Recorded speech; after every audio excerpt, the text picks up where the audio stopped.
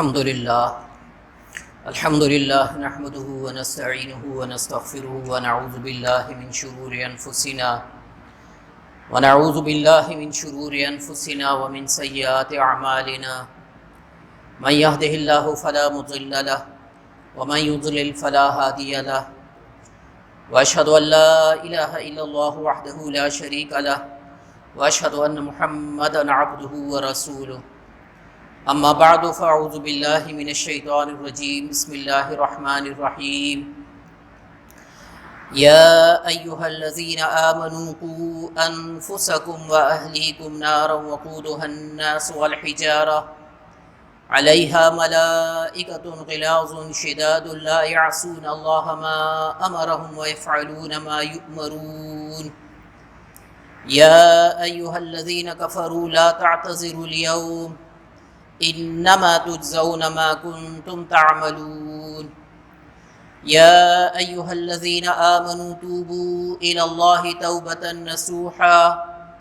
عسى ربكم ان يكفر عنكم سيئاتكم ويدخلكم جنات تجري من تحتها الانهار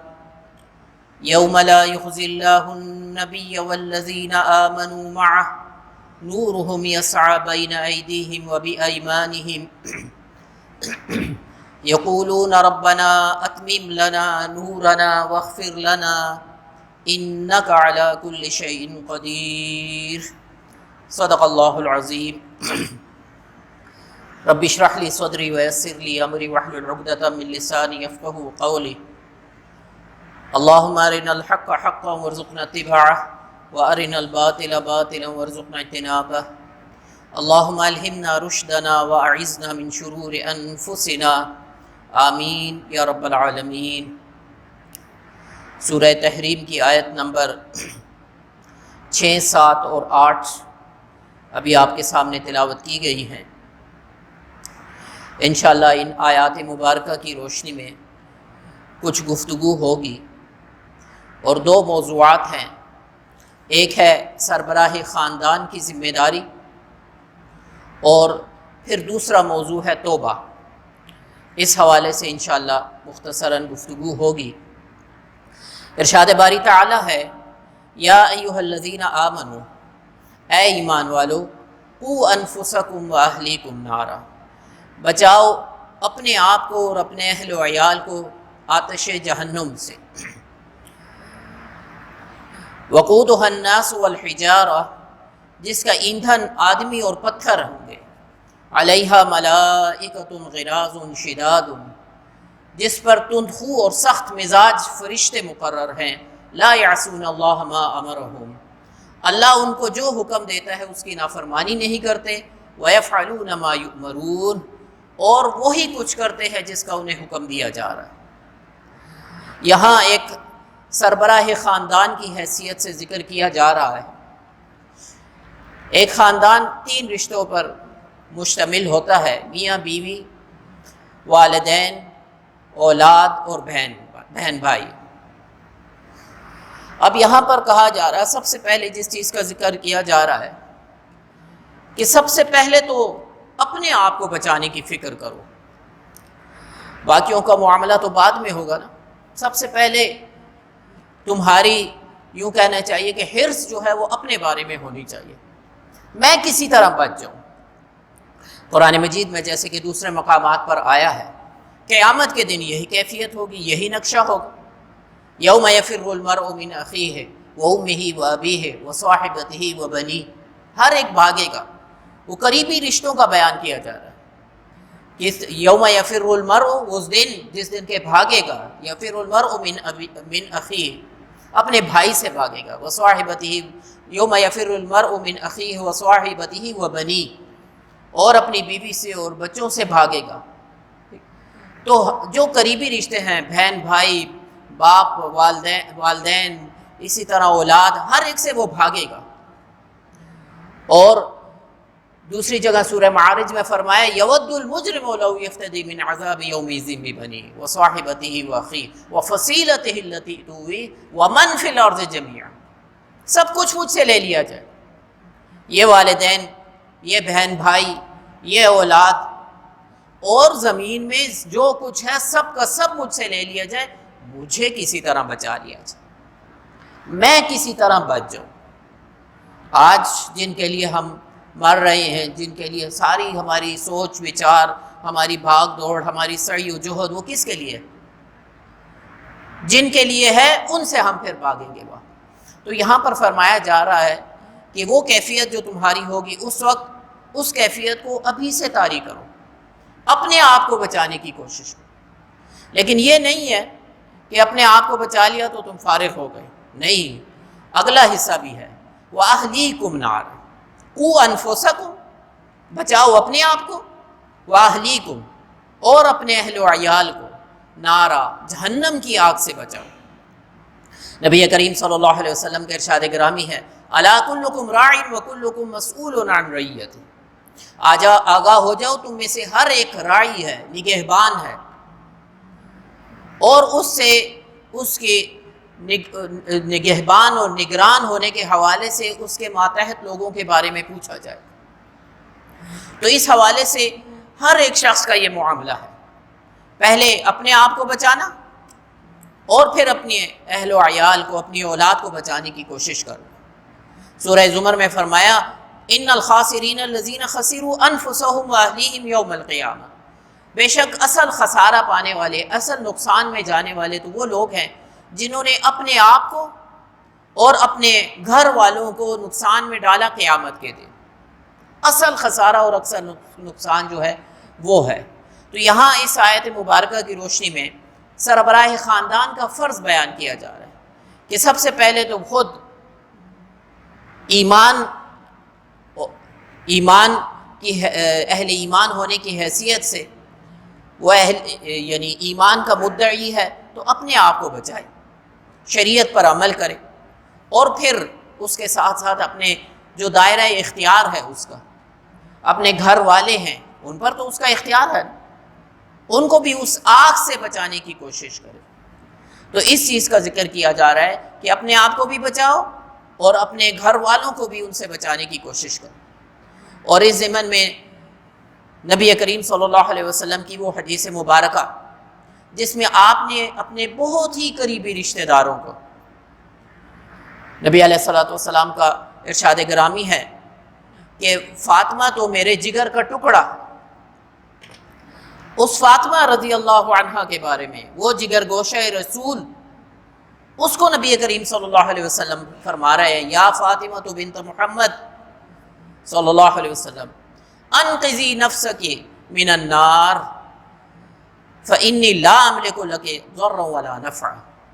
اے فاطمہ، محمد صلی اللہ علیہ وسلم کی بیٹی، بچاؤ اپنے آپ کو آگ سے۔ وہ جہنم کی آگ جو ہے ان کے بارے میں کوئی سوچ سکتا ہے، کوئی تصور میں بھی لا سکتا ہے، لیکن اللہ کے نبی ان کے بارے میں بھی بیان کہ تم محمد کی بیٹی ہو صلی اللہ علیہ وسلم، پیغمبر کی بیٹی ہو، رسول کی بیٹی ہو، لیکن اپنے آپ کو جہنم کی آگ سے بچانے کی کوشش کرو۔ کیوں؟ کیونکہ میں تمہارے حق میں کسی نفع اور نقصان کا اختیار نہیں۔ اسی طرح آپ نے فرمایا، یا صفیہ عمت محمد صلی اللہ علیہ وسلم، یہی الفاظ ہیں، اے صفیہ، محمد صلی اللہ علیہ وسلم کی پھوپھی، اپنے آپ کو آگ سے بچاؤ کیونکہ میں تمہارے معاملے میں کسی نفع اور نقصان کے اختیار نہیں۔ تو جب محمد صلی اللہ علیہ وسلم کہہ رہے ہیں، اور کن کے بارے میں کہہ رہے ہیں؟ وہ جو کنفرم جنتی ہیں ان کے بارے میں نبی کریم صلی اللہ علیہ وسلم کہہ رہے ہیں، تو پھر میں اور آپ جو ہیں کس کھیت کی مولی، اور ہم کسی دوسرے سہاروں کی بنیاد پر کہ وہ بچا لے گا اور وہ بچا لے گا اور وہ بچا لے گا، یہ صرف اپنے آپ کو دھوکہ دینے کے مترادف ہے اور اپنے آپ کو دھوکے میں رکھنے کے مترادف ہے۔ اس لیے فرمایا کہ اپنے آپ کو بچاؤ، وقودہ الناس والحجارہ، جس کا ایندھن ہوں گے، کیا ایندھن ہوں گے؟ انسان اور پتھر جو ہیں اس کا ایندھن ہوں گے۔ یعنی اس جہنم کا ایندھن کون ہوں گے؟ انسان کی تو سمجھ میں آتی ہے، پتھر کی وجہ کیا ہے؟ تو اس کے بارے میں جو بیان کیا ہے مفسرین نے، ایک تو اس سے یہ مراد ہے کہ یہ جو پتھر کا جو کوئلہ ہے اس کی حدت اور شدت جو ہے وہ بہت زیادہ ہوتی ہے، بہت تیز ہوتی ہے، تو اس کی تیزی کی طرف، اس کی حدت کی طرف، اس کی شدت کی طرف اشارہ کیا جا رہا ہے۔ اور دوسرا یہ ہے کہ یہ پتھر کے وہی بت ہوں گے، وہ صنم، پتھر کے صنم جن کو پوجا جاتا تھا، جن کی ڈنڈوت بجا لاتے تھے، جن کے آگے حلوے مانڈے رکھتے تھے، اور جن کے بارے میں یہ تصور تھا کہ یہ ہمیں بچا لیں گے، ان کے وجہ سے جو ہے وہ ہم بچ جائیں گے، یہ وہ ہیں، ان کی حسرت میں مزید اضافہ ہوگا کہ ان کو ہم پوچھتے تھے۔ سورہ انبیاء میں فرمایا انکم وما تعبدون من دون اللہ حسب جہنم انتم لہا واردون، اس روز تم اور جن کی تم اللہ کے سوا عبادت کرتے تھے، تم دوزخ کا ایندھن ہوگے اور تم سب کے سب اس میں داخل ہو۔ تو انسان اپنے ساتھ جب دیکھے گا کہ اس کا معبود بھی اس کے ساتھ پڑا ہوا ہے اور اسی طرح آگ میں جل رہا ہے، تو اس کی حسرت میں مزید اضافہ ہوگا کہ ان کو ہم پوچھتے تھے۔ تو فرمایا وقودها الناس والحجارہ علیہا ملائکہ، ان پر تو ملائکہ ہوں گے۔ کون سے ملائکہ؟ غلاظ شداد، تند خو اور سخت مزاج فرشتے ملائکہ ہوں گے۔ لا یعصون اللہ ما امرہم، جو کچھ بھی اللہ انہیں حکم دیتے ہیں اس کی وہ نافرمانی نہیں کرتے۔ وَيَفْعَلُونَ مَا يُؤْمَرُونَ، اور وہی کچھ کرتے ہیں جس کا انہیں حکم دیا جائے۔ اب وہ ملائکہ ہیں جو جس کام کے لیے مقرر ہے وہ کر رہے ہیں، کسی کی اللہ تعالیٰ نے کوئی ذمہ داری لگائی ہے، کسی کی کوئی ذمہ داری لگائی۔ آگے فرمایا یا ایھا الذین کفروا، اے کافرو، لا تعتذروا اليوم، آج کے دن، اے انکار کرنے والو، اے منکرو، آج کے دن کسی قسم کے بہانے مت بناؤ، کوئی بہانے مت تراشو۔ انما تجزون ما کنتم تعملون، تمہیں بدلہ دیا جائے گا اسی عمل کا جو تم کرتے رہے ہو۔ یہ وہی بدلہ ہے، وہی کچھ ہے۔ دنیا کے اندر تم کچھ گناہ کرتے تھے، کوئی غلط کام کرتے تھے، تو تمہیں اس کی تلخی محسوس نہیں ہوتی تھی۔ جیسے کوئی میڈیسن ہے، شوگر کوٹڈ ہوتی ہے، شوگر کا کوٹ ہے، انسان اس کو کھاتا ہے، منہ میں رکھے رکھے اس کی وہ تلخی محسوس نہیں ہوتی۔ اگر اسے وہ شوگر کوٹ ہٹا لیا جائے تو پھر پتہ چلتا ہے کہ یہ تو انتہائی تلخ ہے، یا تو انسان کوشش کرتا ہے فوراً نگل جائے یا اس کو پھینک دیتا ہے۔ یہی معاملہ ہے اس دنیا میں، جو کچھ ہم کرتے ہیں، کو گناہ کرتے ہیں، اس کی کوئی عارضی سی لذت ہمیں محسوس ہوتی ہے، اس کی تلخی، اس کا نقصان، اس کا وبال وہ ہمیں محسوس نہیں ہوتا۔ آخرت میں وہ اصل شکل میں سامنے آ جائے گا کہ یہ ہے کیا، یہ تھا کیا جو تم کرتے رہے۔ تو فرمایا جو کچھ تمہیں دیا جا رہا ہے یہ وہی کچھ ہے جو تم کرتے رہے ہو، کوئی نئی چیز نہیں ہے، کوئی خاص چیز نہیں ہے جو تمہیں اب نہیں دی جا رہی۔ آگے فرمایا یا ایھا الذین آمنوا، اے ایمان والو، توبوا الی اللہ توبۃ نصوحا، توبہ کرو اللہ کے حضور، توبۃ نصوحا، خالص توبہ، سچی توبہ۔ اب یہ دعوت دی جا رہی ہے، جو کچھ ہو چکا ہے، جس طرح سے بھی تمہاری زندگی گزر چکی ہے، جو غفلت کے معاملات ہو چکے ہیں، شیطان انسان کے ساتھ دوہری چال چلتا ہے۔ انسان جب اپنے شباب پر ہوتا ہے، اپنی جوانی کے زور میں ہوتا ہے، وہ بڑا مشہور محاورہ ہے، جوانی دیوانی ہوتی ہے۔ جوانی میں ہر چیز جوان ہوتی ہے، انسان کے جذبے، اس کی امنگیں، اس کی تمنائیں، اس کی صلاحیتیں، اس کی آرزوئیں۔ آپ نے دیکھا ہوگا جوانی میں لوگ ایسے چلتے چلتے دیوار کو مکہ مار دیتے، تو دیوار گر جاتی ہے، لیکن اظہار تو ہوتا ہے نا کہ ابھی تو میں جوان ہوں۔ خدا جب حسن دیتا ہے نزاکت آ ہی جاتی ہے۔ وہ علیحدہ بات ہے کہ بڑھاپے میں پھر اسی دیوار کا سہارا لے کر وہ کھڑا ہوتا ہے،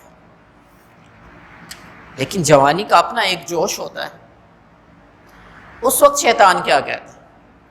وہ تھپکیاں دیتا ہے، سلاتا ہے، ایک طرح سے لوریاں دیتا ہے۔ ابھی تو تم جوان ہو، ابھی سے تم نے اپنے اوپر بڑھاپا طاری کر لیا، ابھی تو 2-4 دن ہیں، کچھ کھا لے پی لے، منہ جوڑا، کچھ جوانی کے مزے لوٹ لو اور پھر چلے ہوں گے، حج کو چلے جائیں گے، کعبے کو جائیں گے، زمزم سے نہائیں گے، پاک پوتر ہو کر آ جائیں گے، لیکن ابھی تو کچھ کرنے دو، ابھی تو اپنی جوانی کے ہر ایج کے یعنی ہر دور کا اپنا اپنا ایک تقاضا ہوتا ہے، اس تقاضے کو پورا کرو، جوانی کے تقاضوں کو پورا کرو۔ یہ شیطان اس میں کیا، اور انسان اسی میں مست ہوتا ہے، وہ کہتا ہے کہ ہاں یہی ٹھیک ہے، کر لیں گے، ابھی بڑا وقت پڑا ہے، ابھی تو عمر جو ہے وہ بڑی لمبی عمر پڑی ہے۔ وہ علیحدہ بات ہے کہ اس کی موت کس وقت آ جائے، وہ عمر نصیب بھی ہوتی ہے یا نہیں ہوتی، لیکن انسان عموماً اپنی جو پلاننگ کرتا ہے وہ شاید وہ 1000 برس سے بھی زیادہ ہو، یہ کر لوں گا، وہ کر لوں گا، اس طرح ہو جائے گا، اس طرح ہو جائے گا، اس کے بعد یوں ہوگا، اس کے بعد یوں ہوگا، اس کے بعد یوں ہوگا، تو 1000 نہیں تو کم از کم 100 سالہ حساب تو وہ لگا ہی لیتا ہے، اور اس میں کہیں پر بھی یہ نہیں ہے کہ اگر موت آ جائے تو کیا ہو جائے گا، وہ چلتا رہتا ہے چلتا رہتا ہے، یہ ہوگا وہ ہوگا، ٹھیک ہے، لیکن اس کے بعد بہرحال کوئی ایک تھوڑا سا یوں کہہ لیجئے کہ وہ جوانی تو پتہ ہی نہیں چلتا اور گزر جاتی ہے، اور پھر انسان کے اعضاء کے اندر وہ اعتدال جو ہے وہ ختم ہونا شروع ہو جاتا ہے، ہیڈ لائٹس کمزور ہو جاتی ہیں، دانت بجنا شروع ہو جاتے ہیں، چہرے پر جھریاں پڑ جاتی ہیں، ٹھیک ہے جی، وہ رکا ہاتھ جب کا پارسا ہو گئے، نہیں پارسائی یہ نارسائی ہے، اب وہ نارسائی شروع ہو جاتی، وہ پھر آہیں بھر کر اپنی جوانی کو یاد کرتے، ہم یوں کرتے تھے اور یوں ہوتا تھا اور فلاں ہوتا تھا۔ ہمارے ایک بزرگ تھے، وہ کہا کرتے تھے کہ ہماری بڑی بوڑھیا بچپن میں جب ہم تھے تو کہا کرتی تھی کہ اللہ آنکھوں کو اور گھٹنوں کا نور عطا فرمائے، تو ہم ہنستے تھے کہ آنکھوں کو تو سمجھ آتی ہے، گھٹنوں میں بھی کوئی آنکھیں لگی ہوئی ہیں جس کا نور عطا، تو وہ کہتے تھے کہ اب کھڑا ہوتا ہوں تو وائی وائی وائی کر کے، اور جب بیٹھتا ہوں تو پتہ چلتا ہے یہ گھٹنوں کا نور کیا ہوتا ہے۔ تو یہ جب کیفیت ہوتی ہے تو پھر شیطان جو ہے اب وہ دوسری طرف سے آتا ہے، جیسے اس نے کہا تھا نا شیطان نے، میں اس کے آگے سے، اس کے پیچھے سے، اس کے دائیں سے، اس کے بائیں سے آؤں گا، حملہ کروں گا، ہر طرف سے حملہ کروں گا، اس کو گھیر رکھوں گا۔ اب شیطان آتا ہے کہ اب ساری عمر تو تمہاری عشق بتاں میں گزری ہے، اب آئے ہو مسلمان ہو گئے، اب حاجی بن گئے ہو،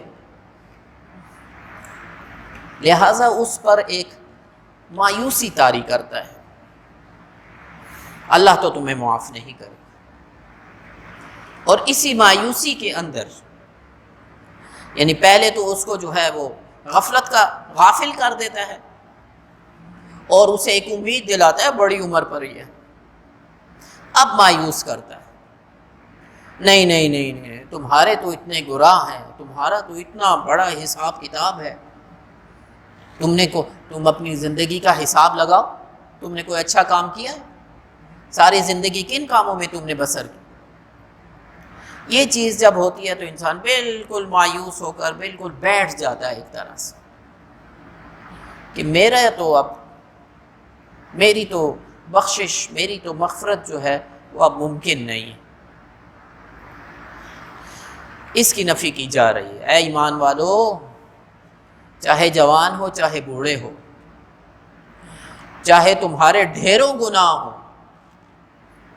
حدیث میں ایک شخص کا ذکر آیا ہے کہ اس نے 99 قتل کیے تھے، اب اس کو اللہ تعالیٰ نے اس کے دل میں آئی کہ میں تو اتنے گناہ کر چکا ہوں، 99 قتل، تو جس نے 99 قتل کیے ہوں گے تو اور بھی بہت کچھ کیا ہوگا نا، خالی 99 قتل تو نہیں ہوں گے، یہ تو اس کا ایک حصہ تھا 99 قتل، وہ قتل کسی بات پر ہی ہوتے ہوں گے، اور کس بات پر قتل ہوتے ہیں؟ زر زن زمین، تو انہی میں سے کسی پر ہوتا ہوگا، تو وہ کسی اب اس کے دل میں آئی کہ مجھے اللہ کے دربار میں توبہ کرنی تھی، جو ہو گیا سو ہو گیا، تو وہ کسی شخص کے پاس گیا، کسی عالم کے پاس گیا اور اس سے کہا کہ میں تو 99 قتل کر چکا ہوں، کیا میری توبہ ممکن ہے؟ اس نے کہا نہیں نہیں نہیں نہیں، ہرگز نہیں، 99 ایک قتل ایسے ہے جیسے ساری انسانیت کو قتل کیا گیا، سورہ مائدہ میں جیسے ذکر آیا، تم نے تو 99 قتل کیے۔ اس نے کہا اچھا تو چلو ایک اور صحیح، سینچری تو برابر ہو جائے نا۔ اس نے اسے بھی قتل کر دیا۔ اب وہ کسی اور خدا ترس عالم دین کے پاس گیا تو اس نے اسے امید دلائی، نہیں ایسی بات نہیں ہے، توبہ کرو، سچی توبہ کرو، اور اب اس ماحول میں جو تم رہ رہے ہو، یہاں جن لوگوں کے ساتھ تمہارا اٹھنا بیٹھنا ہے، ظاہر ہے یہ وہی لوگ ہیں، پھر انہیں علتوں میں تم پڑ جاؤ گے، لہٰذا یہاں سے کوچ کر جاؤ، فلاں بستی میں چلے جاؤ۔ چانچہ وہ روانہ ہوا، راستے میں اس کا وقت اجل آ گیا، موت آ گئی اس کو۔ اب رحمت کے فرشتے بھی آ گئے اور عذاب کے فرشتے بھی آ گئے۔ رحمت کے فرشتے کہنے لگے اس کی روح ہم لے کر جائیں گے، کیونکہ اس نے توبہ کر لی تھی، اور اللہ تعالیٰ توبہ التائب من الذنب کمن لا ذنب لہ، جیسے کہ حدیث میں آیا، گناہوں سے توبہ کرنے والا ایسا ہے جیسے کبھی اس نے گناہ کیا ہی نہ ہو، لہٰذا اس کی روح ہم لے کر جائیں گے۔ عذاب کے فرشتے آ گئے، نہیں، اس کی ساری زندگی تو عشق بتاں میں گزری ہے، ابھی آخری وقت میں مسلمان ہوا ہے، لہٰذا اس کی روح ہم لے کر جائیں۔ اللہ تعالیٰ نے ایک تیسرے فرشتے کو بطور ثالث کے بھیج دیا۔ اس نے کہا جھگڑتے کیوں ہو، زمین کی پیمائش کر لو، جس طرف کی زمین کم ہوئی، جس طرف کی زمین کی پیمائش کم ہوئی وہ لے جائے، اگر جہاں سے یہ آ رہا ہے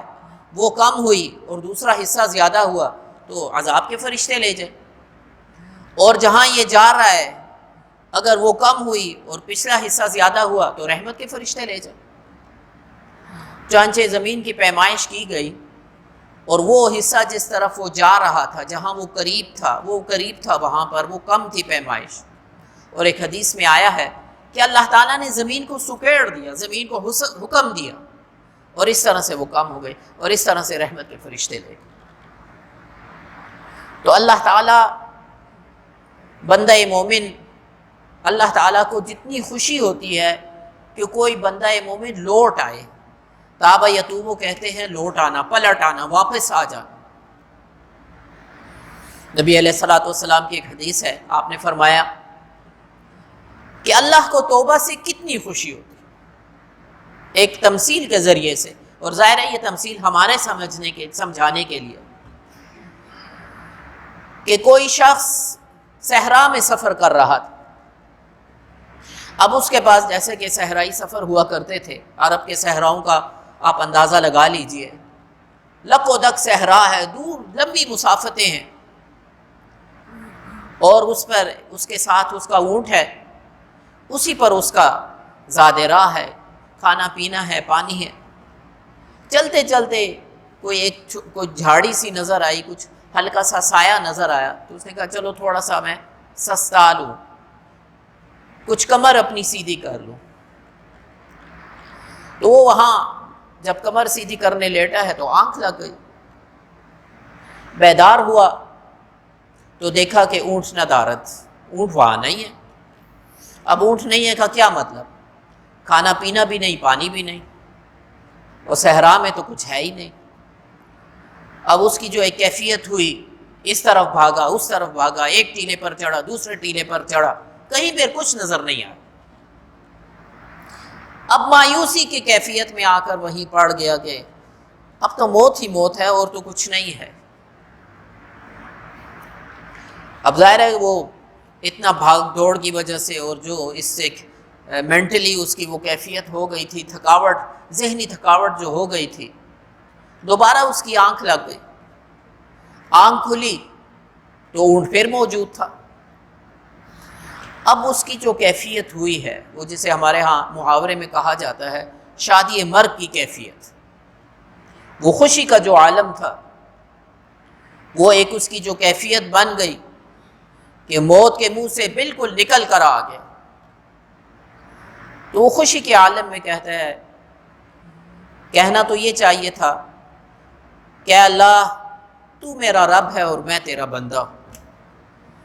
لیکن خوشی میں اسے سمجھ ہی نہیں پڑی کہ میں کیا کہہ رہا ہوں، اور وہ کہہ گیا کہ اللہ تو میرا بندہ ہے اور میں تیرا رب ہوں۔ یہ وہ خوشی کے اندر کیفیت۔ نبی علیہ الصلوۃ والسلام فرماتے ہیں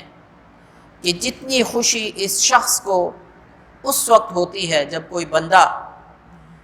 اللہ کی طرف رجوع کرتا ہے، توبہ کرتا ہے، لوٹ کر آتا ہے، اپنی سابقہ گناہی پر استغفار کرتا ہے، واپس ہوتا ہے، اللہ کو اس سے کہیں زیادہ خوشی ہوتی ہے۔ اور میں نے جیسے عرض کیا، یہ صرف سمجھانے کے لیے تمثیل ہے، اس خوشی کا ہم اندازہ نہیں لگا سکتے۔ البتہ یہ ہے کہ اس توبہ کی کچھ شرائط ہیں، اور اگر سمجھنے کے لیے اس کو ہم ماضی حال مستقبل کر لیں تو تھوڑا آسانی رہے گی۔ ماضی کے حوالے سے جو کچھ ہو گیا ہے اس پر واقعتاً حقیقی ندامت اور افسوس ہو، یہ نہ ہو کہ ہاں میں توبہ کر رہا ہوں جی، نہیں، واقعتاً۔ وہ اقبال نے جو کہا ہے کہ موتی سمجھ کے شان کریمی نے چن لیے قطرے جو تھے میرے عرق انفعال کے، وہ جو ایک پچھتاوا، ایک ندامت، ایک پشیمانی کا احساس جب انسان کو ہو، اور پھر سردیوں میں بھی ماتھے پر پسینہ آ جاتا ہے، تو اقبال کہتا ہے کہ اللہ کو یہ قطرے، یہ جو پسینے کے قطرے ہیں، یہ اتنے پسند آئے ہیں کہ اللہ نے موتی سمجھ کر ان کو چنا۔ تو واقعتاً، حقیقتاً ندامت ہو، پچھتاوا ہو، افسوس ہو، پشیمانی ہو، کیوں میں نے یہ ساری زندگی، اور اس ندامت کا نتیجہ یہ ہے کہ حال میں انسان پھر اس گناہ کو عملاً ترک کر دے، فوراً چھوڑ دے، یہ نہیں کہ چھوڑ دوں گا، نہیں، فوراً چھوڑ دے۔ اور نمبر 3 یہ ہے کہ آئندہ گناہ کرنے کا، یہ اب مستقبل، آئندہ گناہ نہ کرنے کا عزم مصمم کر، نہیں کروں گا، ہرگز نہیں کروں گا، آئندہ نہیں کروں گا۔ یہ اپنے دل کے ساتھ وہ یہ تینوں عہد و پیمان کر لیں۔ نمبر 1 ندامت، افسوس۔ نمبر 2 عملاً فوراً ترک کر دینا۔ نمبر 3 آئندہ کا عزم مصمم کہ یہ نہیں ہو۔ لیکن انسان ہے، ہو جاتا ہے، پھسل جاتا ہے، دوبارہ کو توبہ کر، یعنی عزم مصمم تو ہو چکا ہو، لیکن پھر بھی خطا کا پتلا ہے، وہ تھڑ گیا، پھسل گیا، دوبارہ توبہ کر۔ بڑے پیارے اشعار ہیں فارسی کے، باز آ ہر آنچے ہستی باز، لوٹ آؤ، واپس آ جاؤ، پلٹ آؤ، تم جو کچھ بھی ہو، جتنی بڑی ہستی بھی ہو، واپس آ جاؤ۔ گر کافر ہو گبر ہو پت پرستی باز، کافر ہو، بت پرست ہو، مجوس ہو، آتش پرست ہو، جو بھی ہو، واپس آ جاؤ۔ این درگہے ماں درگہ نا امیدی نیست، یہ وہ درگاہ اور یہ وہ بارگاہ نہیں ہے جہاں نا امیدی ہو، جہاں مایوسی کا معاملہ ہو۔ 100 بار توبہ شکستی باز، 100 بار بھی اگر تم توبہ توڑ چکے ہو، شکستی توڑ چکے ہو، واپس آ جاؤ، لوٹ آؤ، پلٹ آؤ، اللہ تعالیٰ اس کو قبول فرماتا ہے، اللہ تعالیٰ تمہیں ویلکم کہتا ہے، اللہ تعالیٰ تمہارا استقبال کرتا ہے، اللہ تعالیٰ کے ہاں کوئی مایوسی والی بات نہیں ہے۔ ہاں، تمہارا یہ معاملہ نہ ہو کہ تم کوئی اس قسم کا معاملہ کر رہے ہو کہ تم خود ہی ایک دھوکے والا معاملہ کر رہے ہو، تمہارے اندر ندامت ہی نہ ہو، تمہارے اندر پچھتاوا ہی نہ ہو، تم اس گناہ کو چھوڑ ہی نہ چکے ہو، یا تم توبہ کرتے ہوئے بھی یہ دل میں لگا ہے کہ نہیں میں ساتھ ساتھ کرتا رہوں گا، تو پھر تو ظاہر ہے کہ تم خود ہی اپنے ساتھ مخلص نہیں ہو۔ یہ معاملہ نہ ہو، اخلاص کے ساتھ توبۃ نصوحا وہ کرو، پھر کہیں ہو جاتا ہے تو ٹھیک ہے۔ جیسے وہ حدیث بھی سنائی ہے میں نے، التائب من الذنب کمن لا ذنب لہ، توبہ کر لی تو ایسے ہی ہے جیسے بچہ پیدا ہوتا ہے بالکل گناہوں سے معاف۔ اب آگے فرمایا عسیٰ ربکم ان یکفر عنکم سیئاتکم، امید ہے کہ وہ تمہارے گناہ تم سے دور کر دے گا، وَيُدْخِلَكُمْ جَنَّاتٍ تَجْرِي مِن تَحْتِهَا الْأَنْهَارُ، اور تمہیں ان باغات میں داخل کرے گا جن کے نیچے نہریں بہہ رہی ہوں۔ یوم لا یخزی اللہ النبی والذین آمنوا معہ، یہ وہ دن ہوگا جس دن اللہ تعالیٰ اپنے نبی کو صلی اللہ علیہ وسلم اور ان لوگوں کو جو ان کے ساتھ ایمان لائے ہوں گے ان کو رسوا نہیں کرے گا۔ نورہم یسعی بین ایدیہم وبایمانہم، ان کا نور ان کے آگے اور ان کے داہنی طرف روشنی کرتا ہوا چل رہا ہوگا۔ یہ دو نوروں کا ذکر کیا جا رہا ہے۔ سورہ حدید کے اندر اس کو مزید واضح کیا گیا ہے، فرمایا یوم تری المؤمنین والمؤمنات یسعی نورہم بین ایدیہم وبایمانہم، جس دن تم مومن مردوں کو اور مومن عورتوں کو دیکھو گے کہ ان کا نور ان کے آگے آگے اور داہنی طرف چل رہا ہوگا۔ بشراکم الیوم، اس دن بشارت، آج تمہارے لیے بشارت ہے، خوشخبری ہے، کس بات کی؟ جنات تجری من تحتها الانہار، ان باغات کی جن کے نیچے نہریں بہہ رہی ہوں گی، خالدین فیہا، وہ ہمیشہ ہمیشہ اس میں رہیں گے، ذالک هو الفوز العظیم، یہی بہت بڑی کامیابی۔ تو ایک اہل ایمان کے آگے جو نور چل رہا ہوگا وہ نور جو ہے وہ ایمان حقیقی کا نور ہوگا، جس کا تعلق قلب سے ہے، وہ دل کا نور جو ہے وہ اس کے آگے چل رہا ہوگا۔ اور ایک نور جو ہے وہ داہنی طرف، یہ داہنا ہاتھ جو ہے وہ کاسب اعمال ہے، نیک اعمال کا کاسب جو ہے وہ داہنا ہاتھ، تو وہ ناعمہ اعمال بھی ان کے داہنے ہاتھ میں دیا جائے گا، تو وہ داہنی طرف جو ہے ان کا نور چل رہا ہوگا۔ اور یہ نور بہرحال کسی کا کم ہوگا، کسی کا زیادہ ہوگا، ایک ہمارا ہوگا، اللہ تعالی ہمیں نصیب فرمائے، اور ایک کچھ لوگوں کا زیادہ ہوگا۔ نبی کریم صلی اللہ علیہ وسلم کے ارشاد گرامی ہے، کسی کا نور اتنا ہوگا کہ مدینے سے عدن تک کی مسافت کے برابر فاصلے تک پہنچ رہا ہو، اور کسی کا نور اتنا ہوگا کہ بمشکل وہ قدموں کے آگے، جیسے اندھیرا گپ ہو، ٹارچ کے ذریعے سے انسان کہیں پگڈنڈی پر جا رہا ہو، کہیں راستے پر جا رہا ہو تو دیکھ رہا ہوتا ہے، کہیں کوئی گڑا نہ آ جائے، کہیں کوئی سانپ بچھو نہ ہو، کچھ اور چیز نہ ہو، تو وہ بھی انسان کے لیے کام۔ تو کوئی نور جو ہے وہ جیسے صحابہ کرام کا نور تھا وہ ہوگا، پھر صحابہ کرام میں بھی ایک حضرت ابوبکر رضی اللہ عنہ کا نور ہوگا، پھر انبیاء کرام کا نور ہوگا، اور پھر سید المرسلین خاتم الانبیاء والمعصومین نبی کریم صلی اللہ علیہ وسلم کا نور۔ تو یہ نور جو ہے وہ ہر ایک کا کسی کا کم، کسی کا زیادہ جو ہے وہ ہوگا۔ تو یہ دعا ہوگی پھر ان کی کہ اللہ اب دنیا کے اندر ہم سے کوئی کمیاں کوتاہیاں ہو گئی ہے، کوئی گناہ ہو گئے ہیں جس کی وجہ سے ہمارا نور جو ہے وہ دھندلا گیا ہے، جیسے ڈسٹ سسپینشن کا معاملہ ہوتا ہے، آئینہ مقدر ہو گیا ہمارا،